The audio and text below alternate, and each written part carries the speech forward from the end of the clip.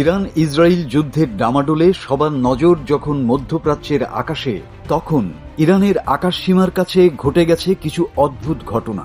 একটি, দুটি, তিনটি, একের পর এক কার্গো বিমান রহস্যজনকভাবে অদৃশ্য হয়ে যাচ্ছে রাডার থেকে।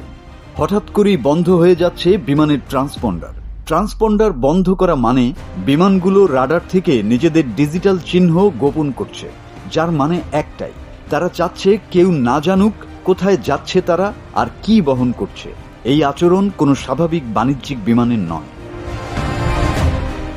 গত শুক্রবার ইসরায়েল যখন ইরানে হামলা চালায়, সব যাত্রীবাহী ও বাণিজ্যিক ফ্লাইটগুলো ফিরে যায় পাশের দেশগুলোতে। ঠিক তখনই ইরানের আকাশে ঢুকে পড়ে একটি বিশাল চীনা কার্গো বিমান। স্যাটেলাইটে ধরা পড়া ছবিতে দেখা গেছে ওই দিন ওই সময় পুরো ইরানে একমাত্র সক্রিয় বিমান শুধু ওই একটি। পেছনের 6 দিনে এমন 3টি চীনা কার্গো বিমান ইরানে প্রবেশ করেছে। তাদের যাত্রা শুরু হয় চীনের সাংহাই, বেইজিং বিভিন্ন শহর থেকে। পার হতে হয় কাজাখস্তান, উজবেকিস্তান, তুর্কমেনিস্তান। কিন্তু ইরানের সীমান্তে এলেই হঠাৎ অফ হয়ে যায় তাদের ট্রান্সপন্ডার। তাদের গন্তব্য দেখানো হচ্ছে লুক্সেমবার্গ, কিন্তু ইউরোপের আকাশে তাদের কোনো অস্তিত্বই নেই। তাহলে কোথায় যাচ্ছে তারা আর কি বা বহন করছে? এভিয়েশন বিশেষজ্ঞরা বলছেন এসব বিমান আদতে সামরিক পরিবহনের জন্য ব্যবহৃত হয়। এই বিমানে সহজেই ড্রোন, ক্ষেপণাস্ত্র, এমনকি আকাশ প্রতিরক্ষা সিস্টেম পরিবহন করা সম্ভব। আর এ থেকেই শুরু হয় সন্দেহজনক প্রশ্নটি, চীন কি গোপনে ইরানে অস্ত্র পাঠাচ্ছে? ইসরায়েলের বিরুদ্ধে আসন্ন যুদ্ধে প্রস্তুত করছে ইরানকে?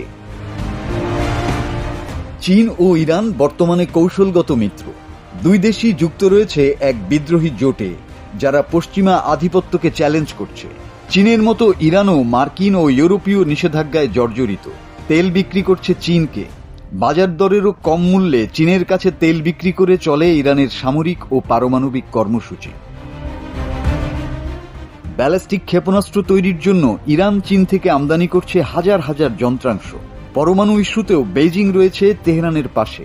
ইরানের আকাশে রহস্যজনক এই চীনা কার্গো বিমানের উপস্থিতি নিয়ে চরম উৎকণ্ঠায় রয়েছে ইসরায়েল।